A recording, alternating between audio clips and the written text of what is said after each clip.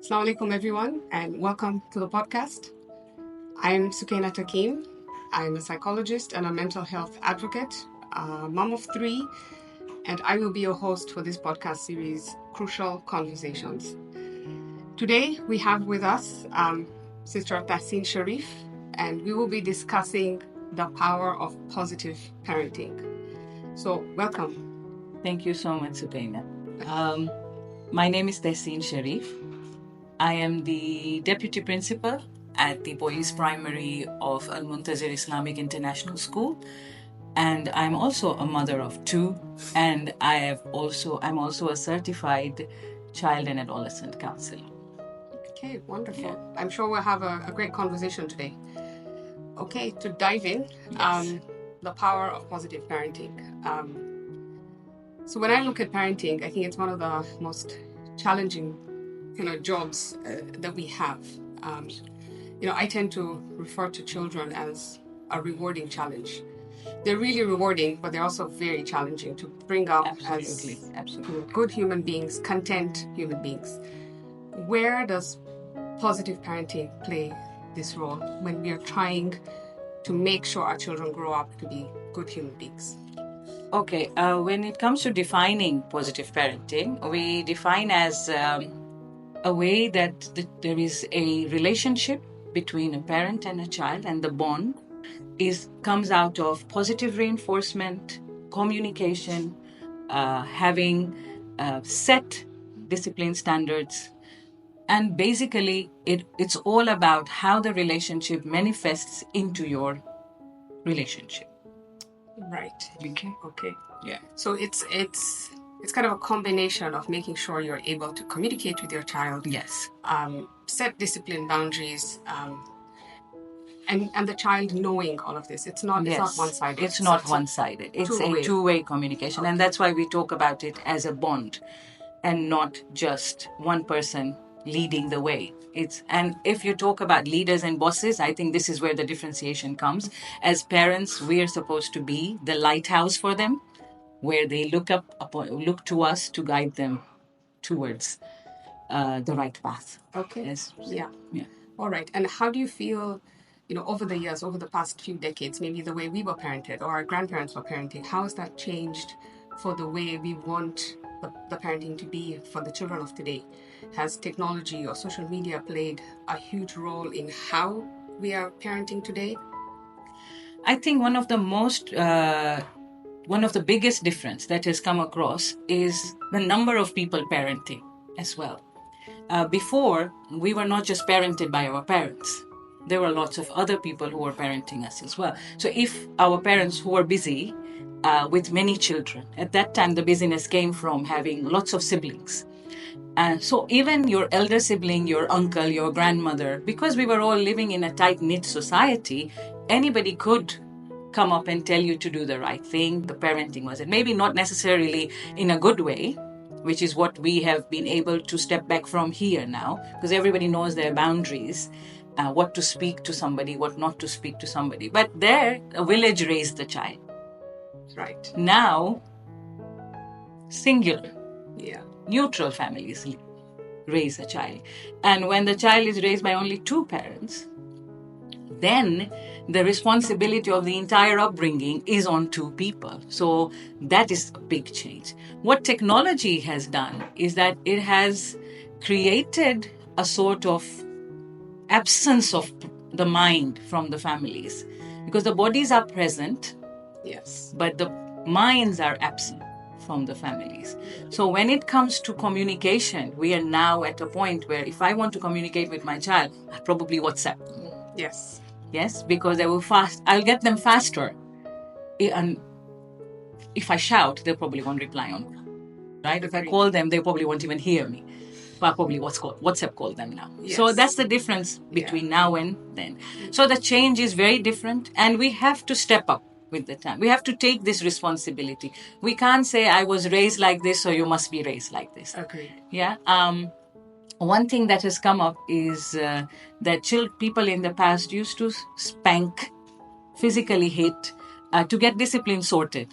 We can't do that now because we understand that there are repercussions to these actions, and there is trauma that the child then has to bear with till they become an adult. Of course, of course. I think we need that adaptability and change Absolutely. to be able to bring up our children and make them ready for the world that they have to live in, 20, 30 years down. Definitely. Yeah. Okay, maybe I think our viewers will benefit from, relevant kind of research. And I think we can look at both kind of perspectives. What, the research is saying outside in academic circles. And then you can also loop in the Islamic perspective and how we have those guidelines for us. And they've always been there. And how we can implement those to raise our children with those guidelines so that we know we're raising not only good children, but good Muslims for the next generation. Absolutely.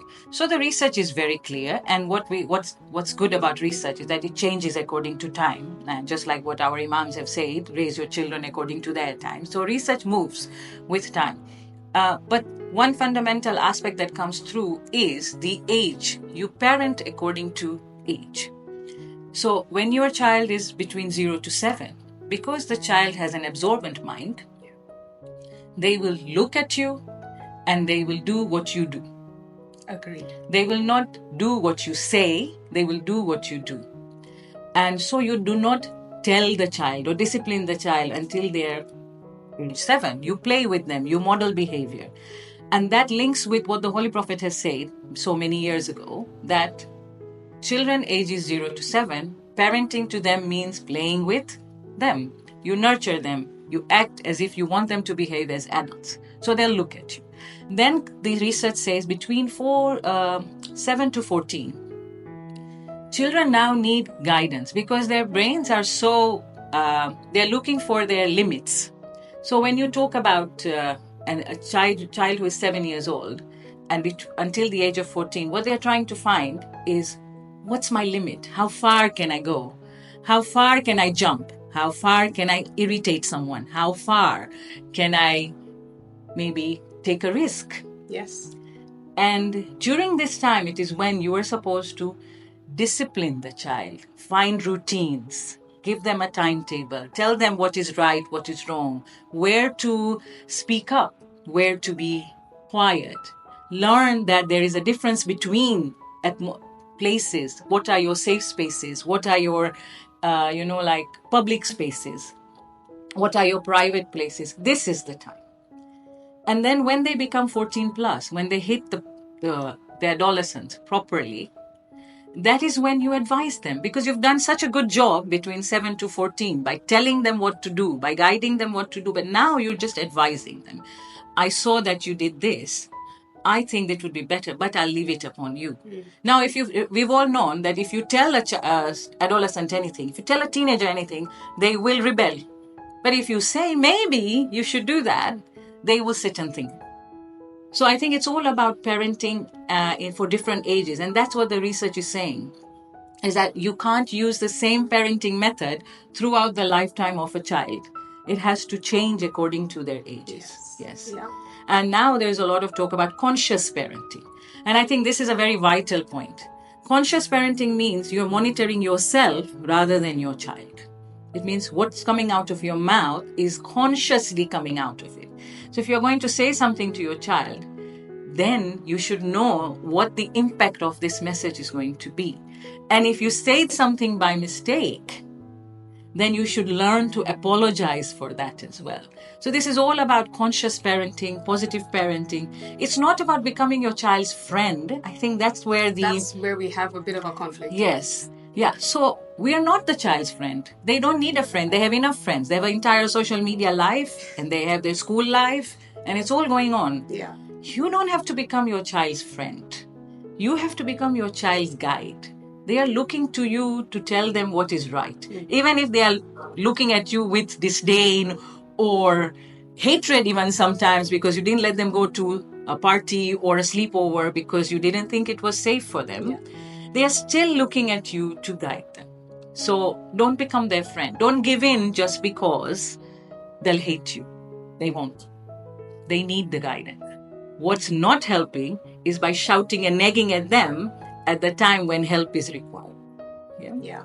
Definitely, there's Yeah. lots of takeaways from Yes. that. Yeah. You know, and I've gone through some research as well on what they call mirror neurons Yeah. in the mind, and Yeah. how children, so they've done these studies on animals and how they mirror what you're doing. So exactly, it goes back Yes. to that, modeling the behavior that you want your Absolutely. child to do. And at that 0 to 7, they're sponges. They're going to take in everything. Exactly. If they're brought up in a loving environment, that's what they're going to take. If it's a hostile environment, that's what they're taking.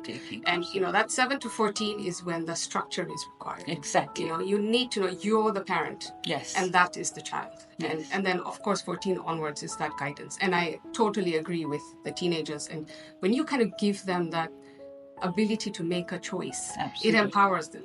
Yes. And again, you're setting them up for success. It's not that they're constantly like, you know, I was told to do this, so this is what I have to do. But when you're giving them that thinking power, Yes. they're able to know what, make the decisions. And if there's a repercussion on that decision, again, it's a learning experience for Exactly. them. You know, and that's what they need to grow, to become failure adults. should be an option, Of isn't course. it? Failure is an option. No longer is only success the criteria. Yes. Failure Yeah. is an option. Yeah. Yes, I think that's Yeah. a great takeaway. Yeah. Wonderful. Okay. So now I think we can move on to, you have what, a decade of experience with Yeah. children in the school environment, the Yes. educational system. Yes. You do counseling for child and adolescent. Maybe you can share, I'm sure you have lots of stories, examples, experiences. Yeah. You know, maybe one from a school setting and maybe one on a personal basis that you would like to share with our viewers that, you know, I'm sure there's a lot of people who kind of have the same kind of, you know, situations that they find themselves in. And Right. how positive parenting can be put into that, and how they can benefit in, you know, with child's behaviors, challenging behaviors, on that positive parenting kind of route. Right. From personal experience, I think two of the things that have helped me a lot is giving choices to my girls and giving them the autonomy to complete their tasks on their own and only asking for help when it is required. So I think these two things, if I give you an example, when my girls were toddlers, it began there. The choices began there. There was a lot of talk about terrible twos. Yes. And so I am very pleased to say that I never encountered a terrible two. I think it was not because my children did not have tantrums. I think it's all about how you communicate with them. So if there was a clothes battle, then you give them choices. Yeah, this is one set of clothes and this is the other set of clothes. Which one would you like to wear? If there is food, you offer them two different kind of foods. Because you're offering them two different, they still feel they are choosing what they want. So they have the feeling, it's my choice. Now, if toddlers, being toddlers as they are, they can't think through. And at the age 2, they have got this big emotion part that's just coming in, Yes. which they can't control. So they're not doing tantrums to irritate you. Honestly, I think this is one thing that we need to realize as parents, is that children are not manipulating us at the age of 2. I don't think they have the mental capability to. So they really want to know if I can do this myself or not. Yes. Right? So if you give them choices, that helps. I think my daughters really benefited from that. And another thing was, whenever they got work, I did not become the helicopter parent and say, let's sit down together and make sure it's finished. It was more like, would you like to do this right now? Yes, I would. Okay, sit over here and go as far as you can until you cannot do it yourself. And then you will come to me and we will do it together. I think what that started, and is still going on, alhamdulillah, they are now in secondary, O levels now, and they do everything until they can't manage. And then they will come and ask. They will say, I need some help. And then we will sit together and find a solution, because I can't say that I know everything in the secondary education system, but I will try and find the information for them and we will get there together. I think that sort of habit, if we can inculcate. What I've seen in school happen is that we had once a child who was extremely aggressive towards, and this is a boy of like 6 to 7 years old, and he would constantly hit on anybody who is around him. And first we thought maybe he had a learning disability or he was frustrated or something at home. Having a conversation with parents made us realize that the home environment is not terrible. It's not, well, we've not been to their homes, but it wasn't like there wasn't a good home. They had family at home who was taking care of the child. We had to sit down with the child a couple of times, and then we made the teacher and the child sit together and play some games together. And then what we realized was that the child started behaving in that particular teacher's class very well, but not in another teacher's class. And that's when we realized that he needs to bond with somebody if he needs to perform in that class. So every teacher now who goes to that class has to sit with this child separately for a few days, play a few games with them, try to connect with them so that then he's okay in the class. Again, coming back to the point that children under the age of 7 learn by playing. Yeah. So if they think that you like them, they like you back. Exactly. Yeah, so and I think that was one of our really aha moment that we had in school. And we tried to incorporate that as much as we can. And let's hope that we can help others incorporate that with him. Yes, I think that. So with your daughters, it was empowerment. Yes. Giving them the choices, making them feel valued. Yes. As you said, 2-year-olds do not have the mental capacity to Yes. throw a tantrum just because I'm going to disturb mom. It Yeah. doesn't happen. They're learning. They're trying to regulate their emotions. They're finding that independence, and giving them the choice kind of helps with that. And it's a skill they have taken with them up to now with teens, and they will obviously continue with it. Yes. And feeling empowered gives you that sense of self-confidence, self-esteem is there. You have that belief in yourself. Yes. When you don't have that belief in yourself is when it throws you off balance. Yes. And that is when you start grasping. You're like, okay, now maybe if I hit somebody, I would get the attention that I want. If I do this, and so with that little boy, it was the bond that he required. Yes. And Yes. it works. And it does. It did. But again, we can't say one fixes it all. Yeah. So we need to keep on trial and error. Of course. And I think that teachers are now getting with all the training and all the thing. Parents, I feel we should have parenting workshops. Agreed. Just as much as we have teacher training workshops, because I think parenting is a large responsibility, like you say. It's one of our most challenging tasks. But no training, no official training. You just get thrown into it. Yes, I think there needs to be a parental workshop. I agree. Yes, I agree. I think it's good to have the guidance. It's good to have the support. And I always say, reach out.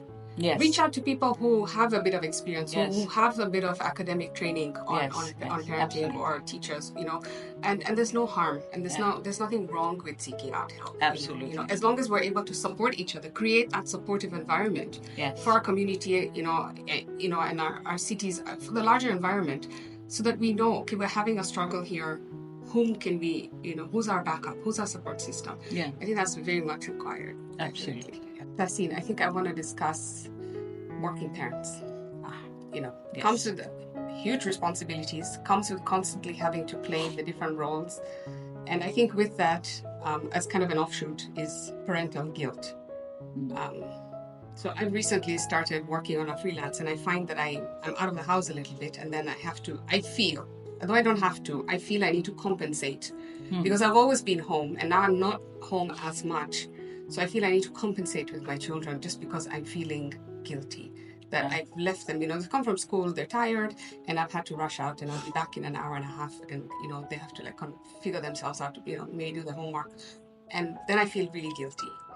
How does, and of course there are lots and lots of work these days. There's a lot of work coming home. There's hybrid work. How do we inculcate positive parenting in those kind of scenarios? Okay. Now, this is a challenge because I am also a working parent. What I can tell the parents is that working is now no longer a choice. Yeah, many of us work out of need as well. We need to work outside. So guilt is an emotion. So if you are guilty, if you're feeling guilty about something, you first must validate that you feel guilty about it. I think once you understand what you're feeling, right? Because guilt translates into anger sometimes. How much can I do? The frustration then comes out in other ways which are not healthy for the home environment as well. Because now you are feeling frustrated and it will result in something else at home. I would advise leave work at work when you come home. It's easier said than done. I am working as a deputy principal, so my phone sometimes keeps ringing even after hours. But you draw a line that after school hours, you will not touch the phone regarding work business. And when your child comes to you, whatever the age, I'd once heard this speaker speak, and I think that really clicked, and it told me what I should do as a working parent. He said my child was crying to talk to me, kept on pulling my clothes and grabbing my attention and everything. And then I told the person on the phone, I'll call you back. I cut the phone. I went down to his level. I looked in his eye and says, what would you like to do? And the boy said, I want to play ball with you. And the father went and picked up the ball and played with him. Right? The father says. And within 3 minutes, the boy was bored. And he went on his way. 5 minutes, the boy was bored, like 3 to 5 minutes. Children's attention span is literally 3 to 5 minutes. And he was gone. And now he didn't come back. I could go back to that phone call that I had to complete. And I had this long conversation, and my son did not come back and disturb me for that entire conversation. It's not about how much time you are giving him. It's about quality time of 5 to 10 minutes that is one-to-one with them. And that is enough, that you have grabbed their attention. Have dinners together, because I think sometimes we can only manage to have one meal together. So have dinners together, pick one meal together, and make sure during that meal you do not have any of your devices nearby and you are having a conversation. A full-blown debate can start, and it is the most fun thing, and it will finish in 20 minutes. Yes. Because it will finish with dinner. Yeah. Yes. And I think it's not about the amount. It's not about you need to spend hours with them. Just give them that half an hour of one-to-one. And then tell them, if you can't, for example, you can be really tired as well. As moms, there is a lot on our shoulders. So I think it's all about, I'm going to rest for 15, 20 minutes. Can I get 15, 20 minutes? And then I will come and talk to you in your room. Or half an hour. Give them a time. I'm coming to you, and then we'll talk all about your day, and I'll tell you all about my day. And because that connection is there, you will be able to get that time to them. Yeah. And please don't use your guilt as giving them gifts. I think this is one of the problems that we are facing, is that children are overindulged. 100%. Yes. We give them because we want to be in communication. We give them phones because we want to be in constant communication with them. We want to give them gadgets because we feel that's what they want. Because I can't be there, what else can they do? Let's give them something else. I think that is causing more of a problem, which is resulting from the guilt of the parents than the parenting itself. Yeah? So I think we need to rethink our reward systems and work on giving them half an hour a day. Again, it comes back to the communication. Yes, absolutely. Communicating to your child, I've had a long day, I'm really tired, I need 15 minutes. And you're putting a timeline on it. Yes. So they know. Exactly. And then, you make sure that you stay true to your word, and you go back, you have your 15, 20 minute rest, whatever. Everybody needs that kind of space for themselves. Exactly. And then you go and you give the time to the child. And again, it creates that kind of value for the child that, yes, mom came when she said she Yes, yes. I think that element of trust, Yes. I think when you break the trust a couple of times, then they will say to you, but you never have time for me. But if you continue with that I will come to see you, we will be together. Yeah. And I think one of the important things is that in your process of work, make sure you're not neglecting the child. So if the child, I'm very upset that we have to say this, but there are children in our schools and communities that are not dressed properly because we are too busy to sort them out, right? So I think we can't neglect children, but we have to decide that when we are giving quality time, we are also checking up on other things as well. Yes, definitely. In terms of like hygiene and the buck stops with the parents. Yes. I mean, as much help that we have, but there are children, there are responsibility, and that goes to all categories. Absolutely. Definitely. Okay, the thing I wanted to discuss, I mean, you did mention rewards. Yes. And those kind of associative rewards. Yeah. And the effect that it has, or that long-term effect that it has, especially when it starts from a very young age. Like, just don't throw a tantrum in the supermarket and I'll buy you the chocolate. Just let's get this. For moms, a lot of these things are chores. Yeah. And for the children, it's an outing over going to the supermarket. I'm sorry, just absolutely. need to get the stuff in the trolley and in the car. So how do these associative rewards impact the child, and then how does it kind of add on in terms of like 3-4 times down the road, in terms of being to the supermarket, that one chocolate is not enough because the kid has realized, I just need to poke mom a little bit more and I'll get 2 chocolates out of her or if she's on the phone, just keep asking her. Oh my God, I don't know that one. That one they learn, I think, in intro, but how to bug mom when she's on the phone. Yes. Let's get down to what a human being needs. Whether they're age 0 or age 90, all humans need attention. Yes. Okay? Yeah. It is attention that we need. And if your child is getting validation and attention for good things, then they will continue to be disciplined because they have been getting attention for what they are doing good. Now, understand attention, right? Yeah. Validation. When they are not behaving, and that's the only time we are giving them the attention, yes, then this will continue for life because I'm only getting attention when I am not behaving, when I'm negatively behaving. And whatever the language of love may be of the child, words of appreciation are human language of love. We all need appreciation. And I'm saying this because it's really not age-bound. Yeah, we all need. Even if a baby has fed properly, if we go, oh, well done, child, it translates over. Of course. Yeah, and it creates a satisfied baby because they know that they are receiving appreciation. When you turn words of appreciation into gifts now, you are creating a different language of love. So why do that? Why create something that you cannot sustain for life? True. Yeah. So when catch them being good and then tell them, I am so proud of the way you behaved at Nanima's house today. I just love the way you communicated and you sat down and did your work.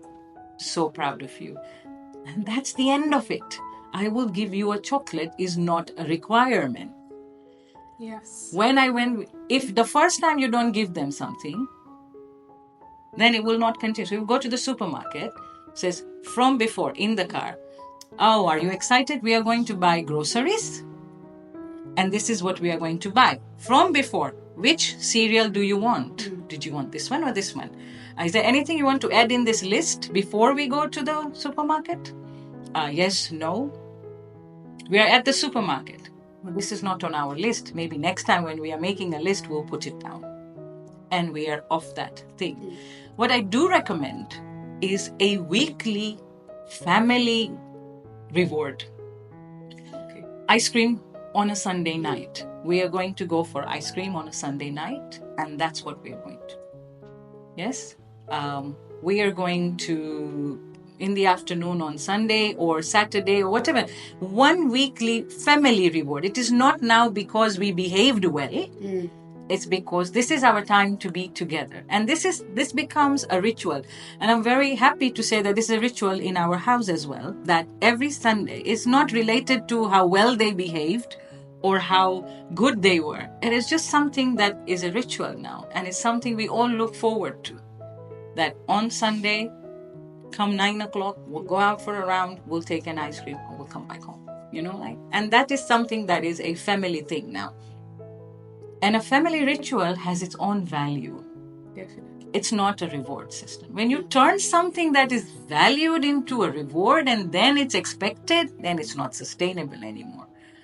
Yes. So I think that's where we have the issue is when it becomes not sustainable enough. Yes. And then you're like, now what do I do? And now Yes. I'm going to try something else. And now I do this. And then, Yeah. it just causes so much confusion for the child because they don't know. But when you have structure in place, when you have systems in place, when discipline comes with boundaries, when you have, so this is a really good example of what your family does. And you go out for the Sunday treat. And it's so nice when you say it's a family treat. Yes. It's not because, one child behaved really well or etc. It's not. And that again creates, unnecessary friction. Even though it's not there, but it's a kind of lingers sometimes in the back. But this is a whole family thing that we're doing together. Absolutely. It's a family reward and it's something that everybody tends to look forward to. Yeah. And again, it's the bonding, it's the communication, it's the connection. Exactly.